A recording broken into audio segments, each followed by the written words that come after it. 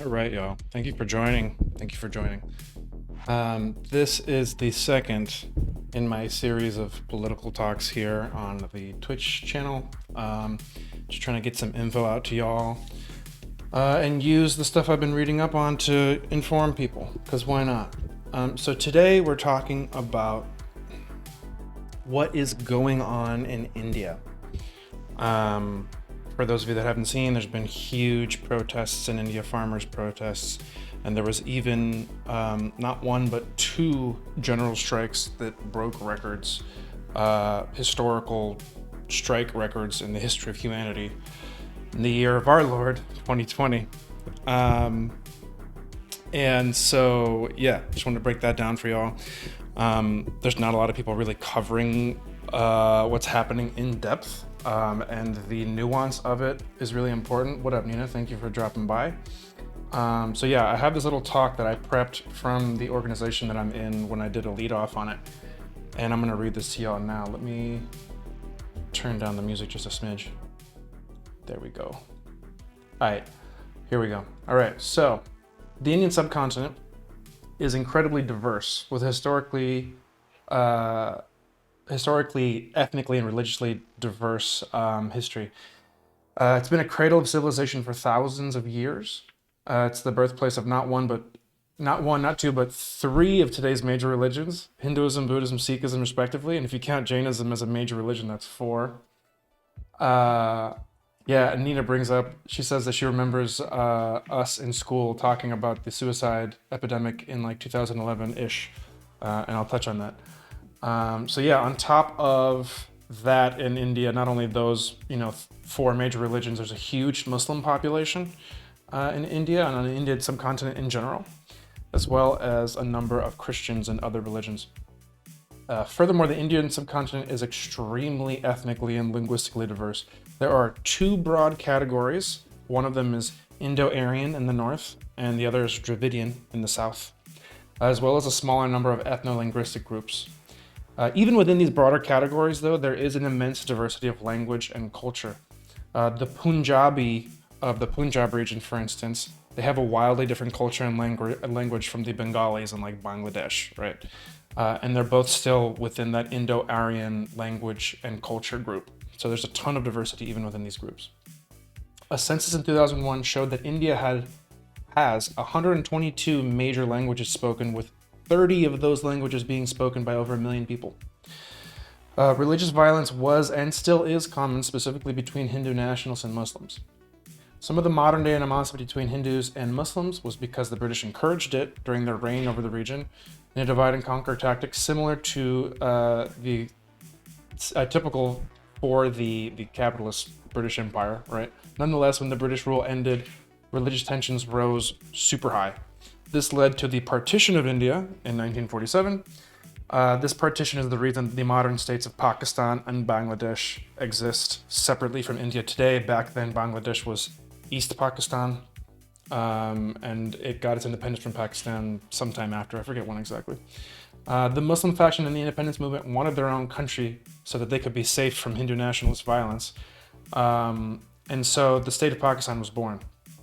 As the partition took place, 14.5 million people migrated in either direction to get to the country, quote unquote, appropriate for their religion. And during this time, there was a catastrophic amount of violence by religious zealots. It is estimated that total deaths on both sides, total for both Muslim and Hindus, were anywhere from 200,000 to 1 million. And these are things like train bombs and stuff like that, bombing caravans of people trying to migrate. It's pretty awful. So before we talk about the farmers' protests, as well as the general strikes, we need some background into what leftist history looks like in India. And there are two parties there. There are two really big, now one, but there's two communist parties that exist in India, right? So the two communist parties in India are the CPI, the Communist Party of India, and the CPI-M, in parentheses, M for Marxist. This is a group that's split off from the CPI in typical leftist fashion, fucking split, between the parties happened in 1964 over disagreements of approach. The CPI, the original CPI, aligned closer to Stalin. Keep in mind, this is both during and after independence. The CPI aligned closer to Stalin, whereas the CPI-M aligned closer to the Chinese model, the Maoist model. The CPI-M has had some achievements, like ruling in coalitions in the state of Kerala and West Bengal on and off since about 1957. In these states, they were able to achieve increased literacy rates and were able to pursue limited land reform, giving farmers more land rights. And even in recent history, they have given, I think it was last week I saw something about the CPIM in Kerala gave homes to homeless people. So that's great. That's actually genuinely good. But in recent history, the CPIM have sided with big business since the party orients towards the Chinese-style communism, in air quotes. They've pursued Chinese-style liberalization of the economy, which entails partnering with big businesses to develop these states in exchange for liberalization and preferable treatment to these corporations. This, over the last few decades, has lost the CPIM, the base that they once had, and actually has led to a few peasant uprisings against them in 2007 in West Bengal. The CPIM still view modern farmers in India as quote-unquote peasants and conceive of them that way theoretically. This is an important thing in talking about leftist theory and Marxist theory, because peasants are a class within feudalism, whereas they no longer exist in capitalism. It's my opinion that it is much more accurate to view these small farmers and agricultural workers more like small business owners and workers. They're comparable to the chicken industry in the United States. For those of you who don't know, in the US, the US chicken companies like Purdue don't actually raise the chickens themselves. They pay or contract out small chicken farmers to do so on razor-thin profit margins, squeezing the shit out of them. Chicken farmers in the USA, much like produce farmers in India, are being crushed by big agribusiness. The economic relationship is much more similar to that of an urban small business person or an urban worker than a feudal peasant, right? So my point is that the CPIM just theoretically ain't there. They ain't it. So yeah, all this to say, the CPIM is very out of touch with the Indian people and any proper quote-unquote Marxist analysis of Indian society. So now, before going forward to the farmers' protest, we have to talk about the BJP. The BJP has been the ruling party in India since 2014, which is wild to think about. As of 2019, it is the world's biggest party in terms of primary membership, in terms of like rank and file members, which is also pretty fucking scary. It has its origins in past Hindu national movements, and I think also in a Hindu nationalist party. And it's a right-wing party whose agendas are Hindutva, or Hindu supremacism, and an increasing measure of state intimidation and repression.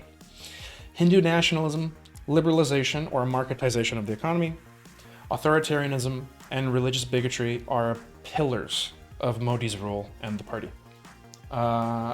So real quick digression, let me explain what the word liberalization means for folks, because I know that's a word that confuses people. So liberalization means to undo any government protections or regulations and to bring in the free market. So I, as a socialist, have to always underscore the golden rule of free markets. That is, that he who has the gold makes the rules. That is, that under free markets, those who have the most money and power, those who have the most money have the most power and will use that power to crush everyone around them. And that is why the free in free market economics is utter bullshit. I digress. Under the BJP, pressure on critics of the government has increased drastically over the last few years. Arrests of movement and protest leaders, prominent left-wing political activists, and academics are rising substantially, often justified under anti-terrorist laws. That sounds familiar, don't it?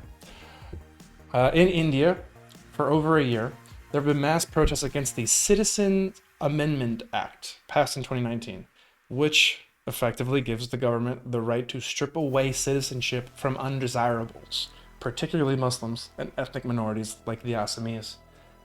The Indian government and the BJP, much like the United States, did not take COVID seriously at all when it hit, early 2020.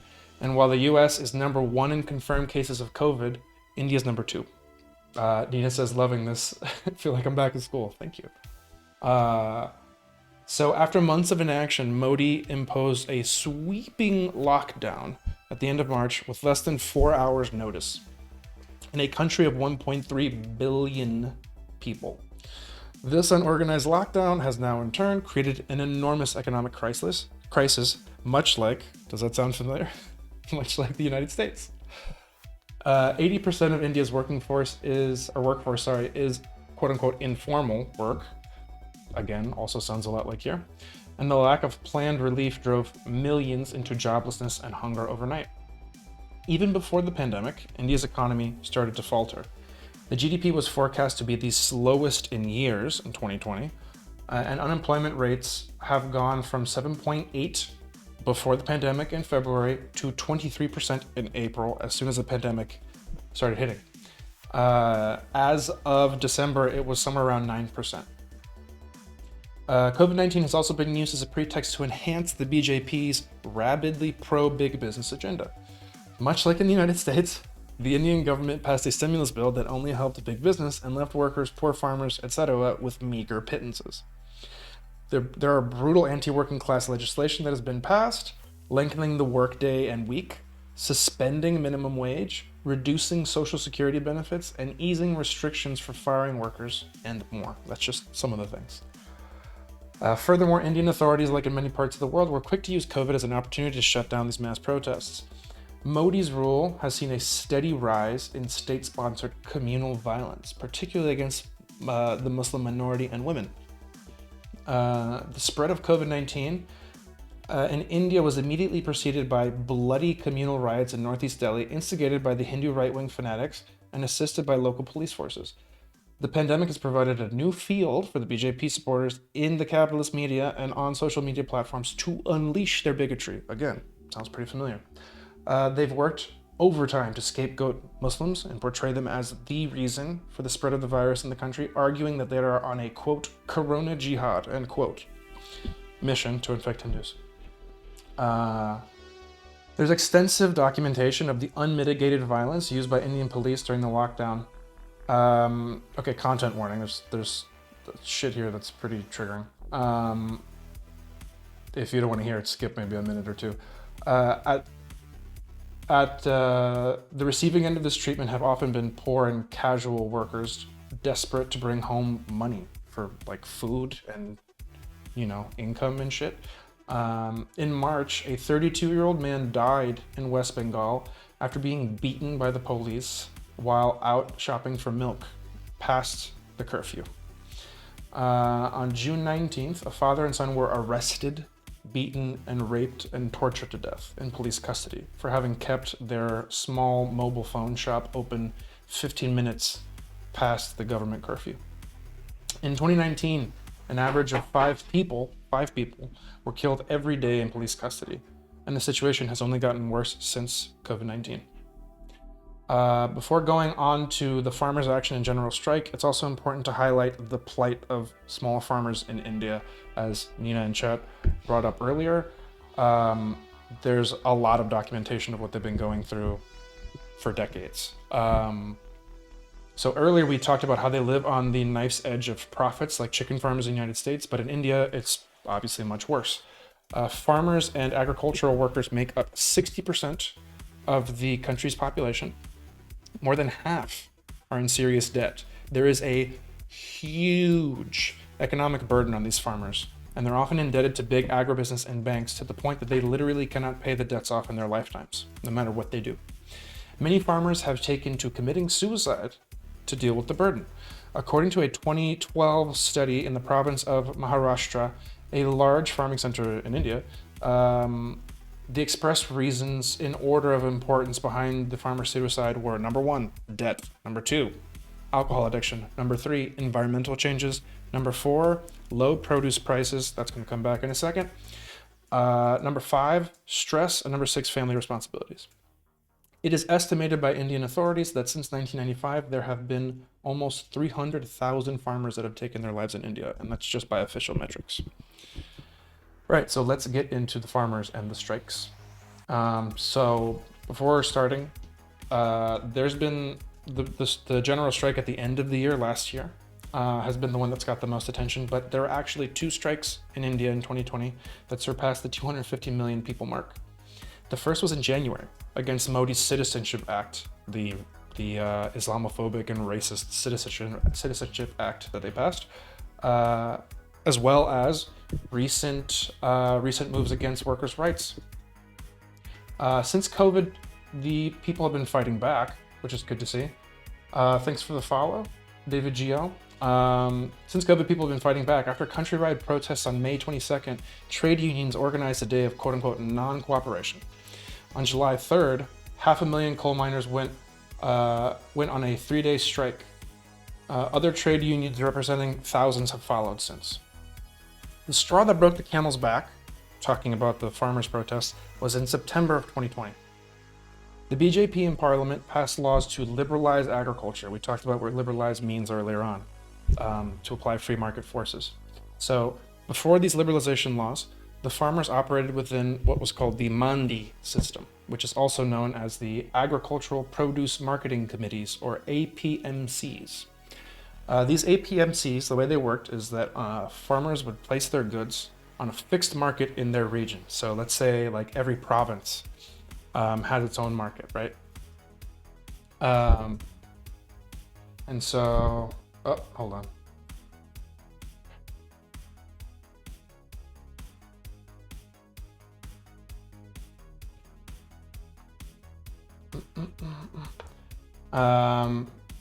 All right. Where was I? Sorry.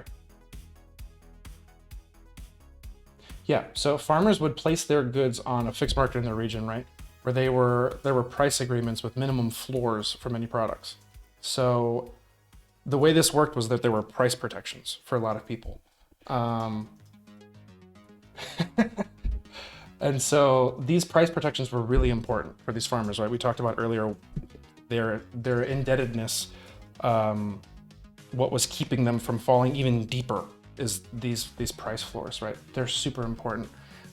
These new laws passed by the BJP opened the door for large companies to put competitive pressure on farmers' incomes. Oh, hold on, I got a mod here. That's someone trolling. Had to deal with them. All right, so price floors. So yeah, these new laws passed by the BJP, they open the door for large companies to put competitive pressures on farmers' incomes, right?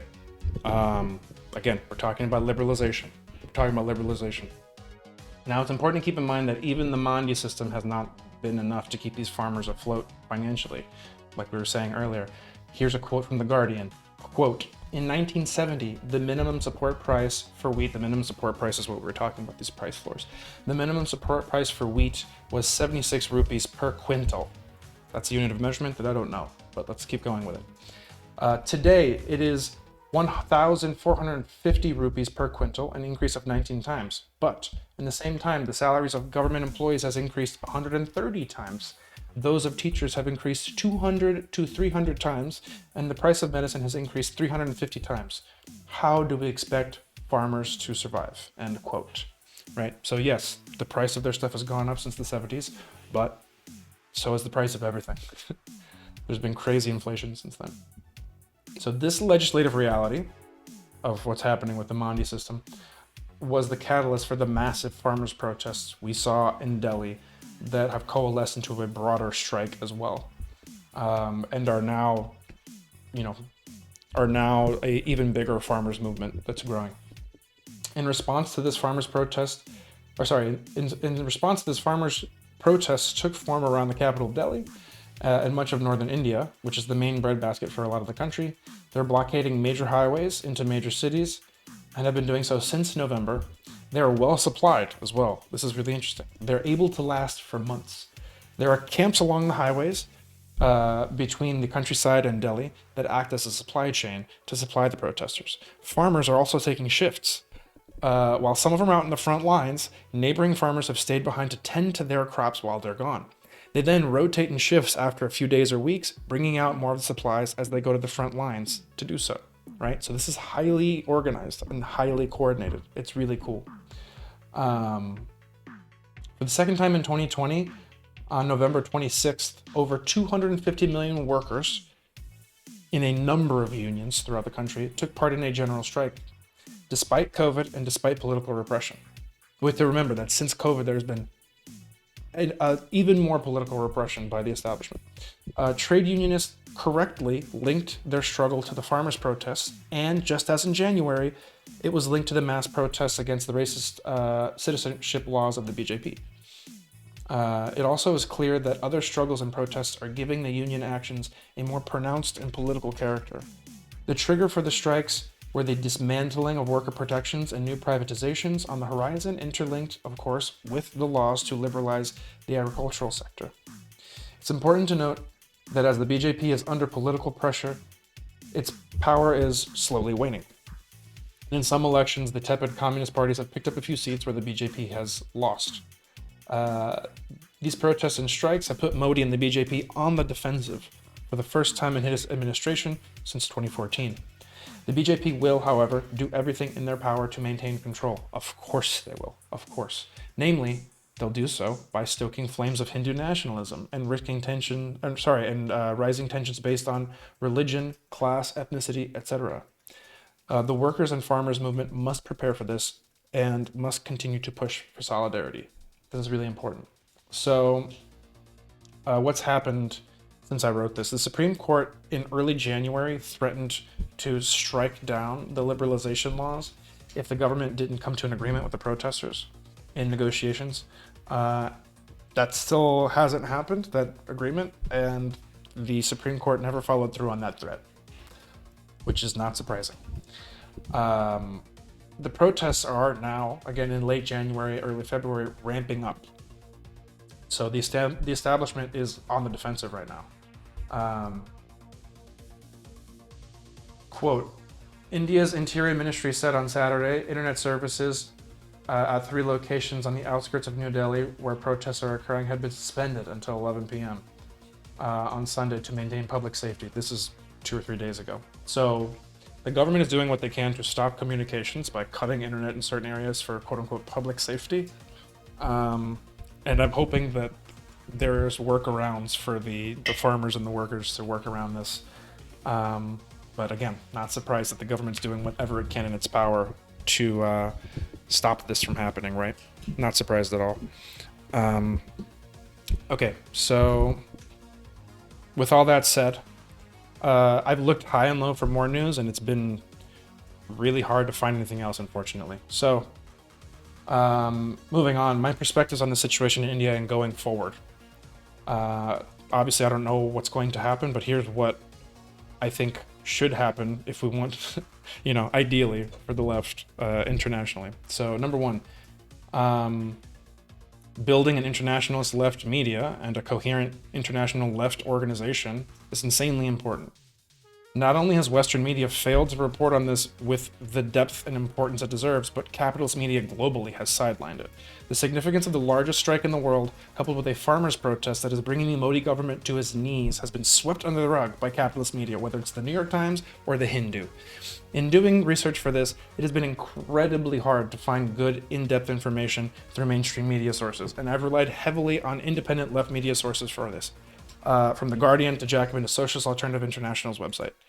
Number two, the BJP, as the right does in the United States, will try to drive a wedge between the working class on religious, ethnic, caste, sex, and other lines.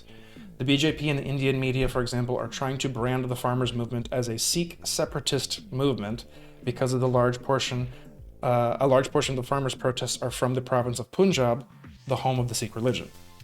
They'll also continue to encourage police and mob violence whenever they can against ethnic and religious minorities, lower castes, women, trans people, as they have been. So this is something that the left in India needs to push back on and look out for. Number three, the rise of right populism isn't because the working class prefers the right wing. It's because traditional capitalist parties have shown no clear alternatives to the collapsing global neoliberal status quo, right? While parties like the BJP appear to at least ostensibly be offering alternative. But the ruse is slowly being exposed, thankfully. The BJP in recent years have been chipped away at and have lost seats, while the communists and other parties are gaining seats. But there's still no coherent unified party providing an alternative to neoliberalism or the far right, right? We've talked about earlier how the CPIM is probably the best thing that exists right now, and it's decent.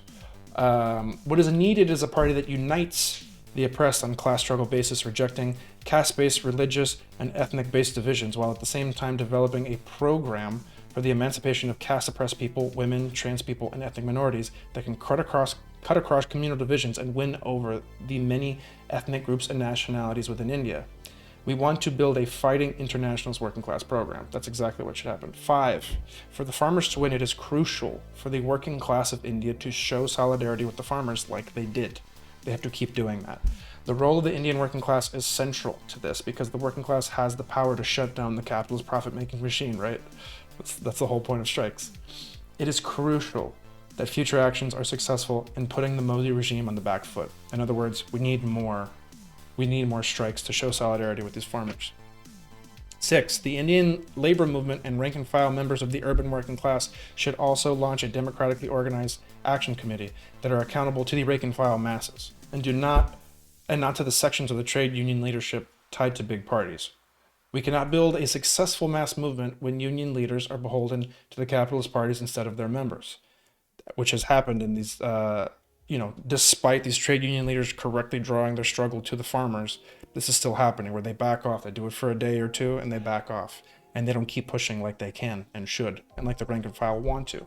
So building something like these action committees, it will be needed to build better general strike actions across regions in India, and this will further sharpen the pressure on the BJP.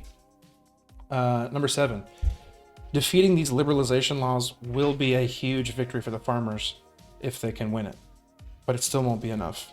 We have to call for cancellation of debt for the millions of small farmers, which will require a powerful militant labor movement and just a social justice movement around that labor movement.